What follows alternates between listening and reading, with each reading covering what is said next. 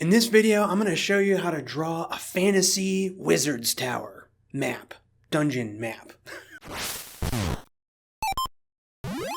Now, I think a wizard's tower is a fantastic first map to draw because the layout isn't super complicated. It's just multiple levels. You'll learn how to draw a lot of the basics of a dungeon map, like walls and floors, stairs, and any other little icons that you want to throw in there. It's pretty easy and quick, and it's always useful to have a wizard's tower in your back pocket for when you need a quick adventure for your D&D table. Okay, so let's jump into exactly what you're going to need to draw this map. I've got my notes on this dungeon, what's going on each floor printed out.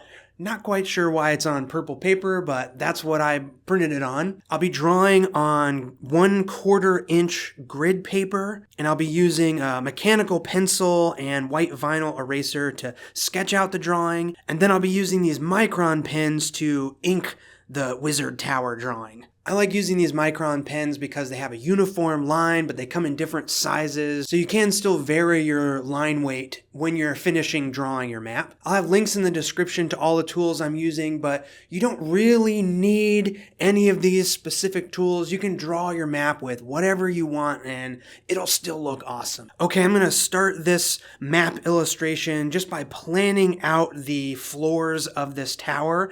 I'm just drawing a bunch of circles that start kind of big and get smaller as the tower goes up. Now, if I was smart, I would have used a compass to draw these nice round circles, but I don't have one of those, so I'm just using this little thing of tape and kind of tracing it where I can and making it bigger and smaller. It's not perfectly even, but I'm also not totally concerned about making the most perfectly symmetrical, awesomely round circles either. Now, I've kind of spaced out these circles kind of willy-nilly on my graph paper because I'm going to rearrange all of these later on in Photoshop. So if you want your actual drawing to be nice, the thing that you share, it might be worth taking a little bit of time to use the graph paper to measure out and space your tower floors a little more evenly on the piece of paper. Now, I'm just using the pencil to fill in the details,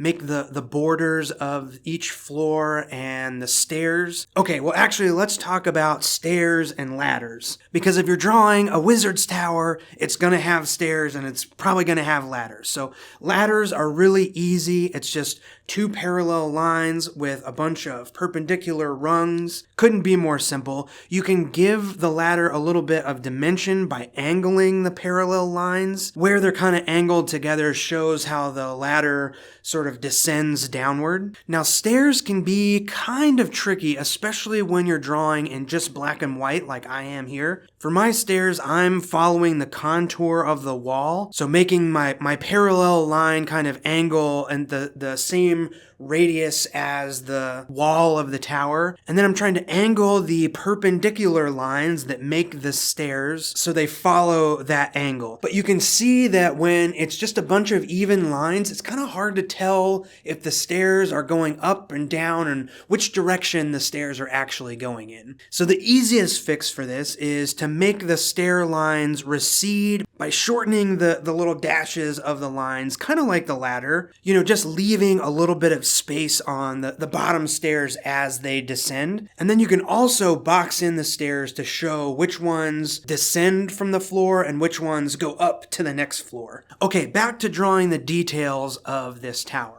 I'm keeping it really, really simple. The first room I'm working on here has a triangle panel on the floor, so I'm just sketching in these X's in between the grid, and I'll clean all this up with ink later. The second floor actually is made of sand. The floor is made of sand on the second floor, so I'll just be adding little dots along the grid. The third floor has some owl statues, so I'm keeping these very simple, just a little circle, kind of oval shape with a triangle beak, and then adding little wings and tail shapes. And really, I'm not worried too much about these details. I kind of just want to put one thing per floor to kind of distinguish it from the other floors and just show the layout of what's going on. You know, I'm going to let the description of these rooms be the thing that really gives the detail. And I want my drawing to be really basic and simple, just to give enough of an idea of what floor you're looking at, because I want the players to fill in the rest with their imaginations. Okay, now that I have everything planned out in pencil, it's time to ink over it and finalize this map drawing. So I'm starting off by using the thicker size 10 micron pen to ink the walls of this tower, you know, using the thickest line to create the outline of the room. And then I'm moving down to a size 5, so half the line weight of the bigger size 10 for the walls. I'm using the size 5 for any icons and details like the stairs, and then getting even thinner down to a size 3 to illustrate the grid floors. So I love this part of the process. Inking is super fun. I'm not worried about making the most perfect straight lines or anything like that. I think it's totally fine if some of the walls are a little wonky and some of the icons aren't the most perfect. It gives the map character. And this map of the Lunar Tower is actually one of 3 postcard dungeons that I am making as stretch goals for my upcoming Kickstarter, my first hardcover collection. It's called Flick Silverpen's Guide to Dragontown and the Darkness Below. It's a 12-chapter adventure where the players explore this town with a missing dragon mayor that's in a valley filled with magical apple trees, and they eventually adventure underground through all kinds of crazy places. And this Lunar Tower is actually one of the random encounters that can happen while the players are exploring out in this valley filled with magical apple farms. So during a full moon, this tower can appear, and at the top of the tower is this lunar owl creature, and each floor in the tower is sort of a puzzle.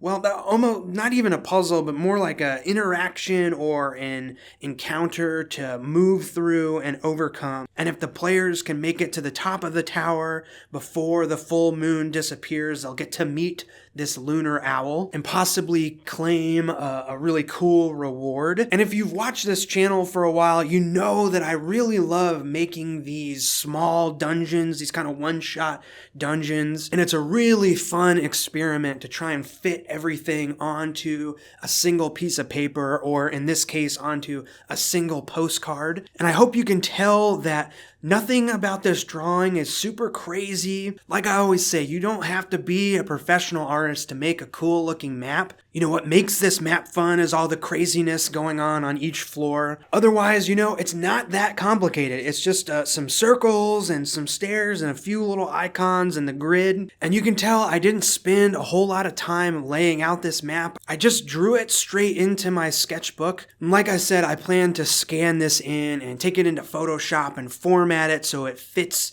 directly onto a postcard. But really, if you just spend a little bit more time than I did, I think I actually drew this map in like less than 40 minutes. So if you just maybe spend an extra 5 minutes making the layout just right, you can draw a map and hand it to your players or share it online. And it's just a really fun, easy, rewarding activity. I really encourage you to give drawing a Wizard's Tower map a shot. I'm really stoked on how this Wizard's Tower dungeon turned out. I'm having a lot of fun finishing up all the preparations for this Kickstarter. The book is completely finished, but I got a few more of the stretch goal extra type things to illustrate and then set up the Kickstarter page and launch this thing in September. Not quite sure on the final date yet, just because of those outstanding things, but I can't wait to share Dragontown and the Darkness Below with you. The first link in the description will take you to the Kickstarter page where you can get signed up to be notified when everything launches. And you can subscribe to the channel if you haven't already. I'll be posting new videos every week going into more details about this Kickstarter and the current stuff I'm working on for my Patreon, a new Starborg adventure coming this month. So there'll be some fun space themed stuff coming up here on the channel. Thank you so much for watching, and I'll see you in the next one. See ya!